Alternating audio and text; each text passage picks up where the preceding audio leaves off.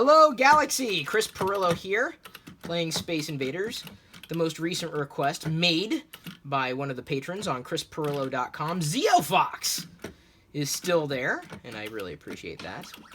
I basically made an open call for patrons to request a video game that might be played, or might have been played at one point in time, in the arcade on a machine much like this one. A coin-op, if you will, since I have had this particular cabinet for a couple of years now in the play shop. Probably about 10 years. That's more than a couple.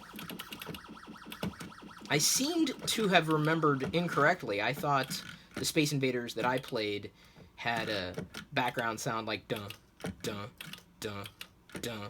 But most of my Space Invaders play was at home on the Atari cartridge, Space Invaders. And I enjoyed that game greatly. Not in the arcade, though, because not only did I not grow up with a lot of quarters, but I did not grow up with easy access to a Space Invaders game, nor an arcade in general. So if I had a choice between playing Space Invaders and spending a quarter on this game, which even back when arcades were reaching their height in popularity, this might have been mildly antiquated, but a classic. An absolute classic. So I don't mind plunking in near unlimited virtual quarters. Okay, this is where I could use it. Oh, crud. Oh,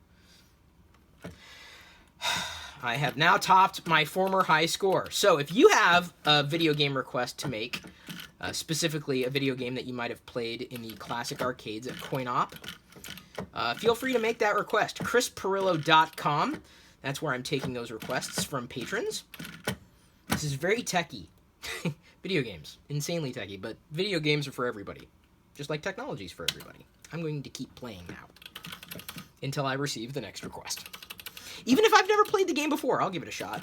If I happen to have access to it, that is.